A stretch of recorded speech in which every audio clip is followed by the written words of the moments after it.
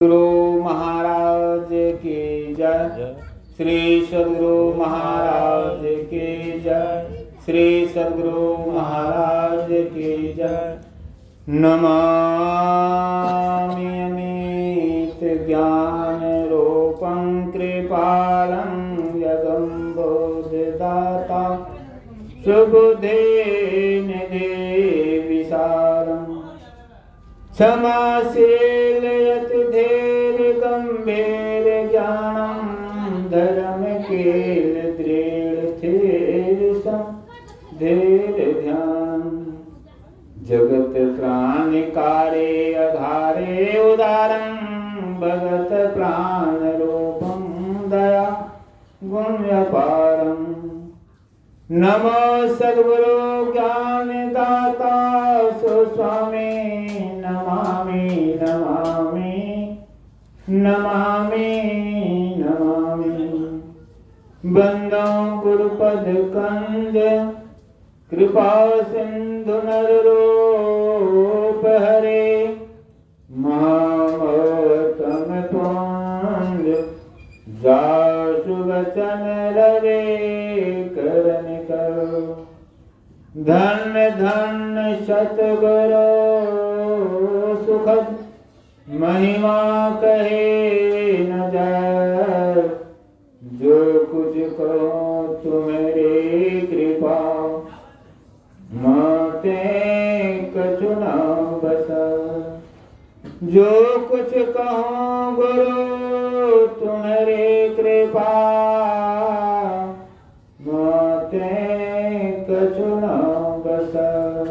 मेरे मोले जगत में सतगुरु बिन कोई ना ते कारण विनती करो। हे सतगुरु तो ही पा। श्री सद्गुरु महाराज की जय। अव्यक्त रूप में प्रातः स्मरणीय अनंत विभूषित सृष्टि के कण कण में विराजमान श्री सद्गुरु महाराज को मेरा साष्टांग प्रणाम। व्यक्त रूप में मंच पर विराजमान स्वामी अरुणानंद बाबा को के चरणों में मेरा बारंबार प्रणाम तथा कैलाश बाबा के चरणों में मेरा बारंबार प्रणाम तथा इस सत्संग स्थल पर आए हुए मुद मंगलमय संत समाज सत्संग वृंद आदरणीय पूजनीय माताओं एवं भक्तिमती बहनों तथा भोले भाले बच्चों सभी को मेरा बारंबार प्रणाम। हम लोगों को विदित हो चुका है कि यह एक दिवसीय सत्संग कमल बाबू के निवास स्थान पर कमल बाबू के पिताजी के पुण्य दिवस पर हम लोग प्रातः कालीन से ही जत्र तत्र से एकत्र हुए। तो देखिए यह सत्संग कोई मनोरंजन नहीं है, यह दुख भंजन है। जिसको यह ज्ञान हो गया है कि मुझे दुख से निकालना है। कौन सा दुख? कहते हैं जन्मत मरत दूसर दुख होई। जन्म लेने और मरने में जो दुख होता है उस दुख से निकलने के लिए हम लोग सत्संग का आश्रय लेते हैं। दूसरा कोई उपाय नहीं है। हम लोगों को भवसागर से पार करेंगे वह एक ही उपाय है, वह है तो क्या है? सत्संग है। हम लोग बहुत बार सुन चुके हैं, बराबर सुनते रहते हैं कि ढूंढकारी का उद्धार भी यही सत्संग से हुआ था। और राजा परीक्षित को जब श्राप दिया था कि 7वां दिन तुझे यही मरा हुआ तक्षक नाग जाकर दंश करेगा और तुम्हारा मृत्यु होगा, तो उसका भी अधोगति से यही सत्संग बचाए। तो हम लोगों को सत्संग का आश्रय लेना चाहिए। अभी भगवान राम का संकेत है कि हे मनुष्यों, यहाँ इस लोक में और परलोक में भी सुख चाहते हो तुम मेरे वचनों को सावधान होकर के सुनो और मन में धारण करो। यही बात भगवान राम नवधा भक्ति में सबरी माँ को कहने की कृपा किए थे। कह रघुपति सुनु भामनी बाता, मानव एक भक्ति करना था। कहते हैं हे भामनी, हे सुंदरी, तुम मेरी बात को मान, भक्ति से मुझे मतलब नाता रहता है।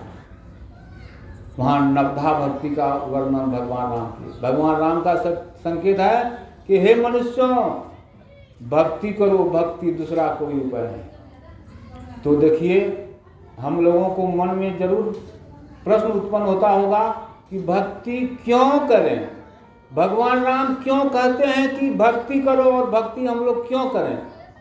इसलिए अगर हम लोग मुक्त होना चाहते हैं, अपने आप को इस संसारिक दुख से छुटकारा दिलाना चाहते हैं, छुट्टी लेना चाहते हैं, तो इसलिए कहते हैं भक्ति। कहते हैं भक्ति निशेनी मुक्ति की, संत चढ़े सब धाय, जिन जिन मन आलस किया, जन्म जन्म पछताए। भक्ति जो है यह सीढ़ी, निशेनी मतलब सीढ़ी, यह सीढ़ी है किस चीज का, मुक्ति रूपी महल पर चढ़ने का वह सीढ़ी है भक्ति। जिस तरह हम लोग 5 मंजिल का मकान बना लेते हैं और उसी मकान पर सब मंजिल पर चढ़ने के लिए हम लोगों को सीढ़ी लगाना पड़ता है, ठीक उसी तरह अगर हम लोग मुक्ति रूपी महल पर चढ़ेंगे, अपने को छुट्टी दिलाना चाहते हैं, तो भक्ति रूपी सीढ़ी पर पांव रखना पड़ेगा।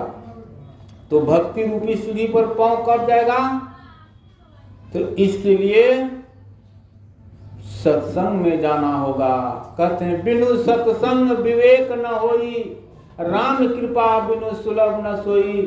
सत्संग में भी नहीं जा पाएंगे, कब, जब प्रभु श्री राम का कृपा नहीं होगा तब। सत्संग में भी वही आता है, समझिए जो सत्संग में आए हैं, समझिए उसके ऊपर थोड़ा सा भी प्रभु श्री राम का कृपा हुआ है, तब सत्संग में आए हैं। तो आए हैं तो आकर के चले आए मनोरंजन के लिए, तब तो लाभ नहीं होगा, होगा तब भी लाभ होगा। कहते हैं एक श्री जगदीश जी लिखे हैं कि देखिए, सत्संग में अगर आकर बैठ गए हैं तो लाभ, फिर भी लाभ होगा।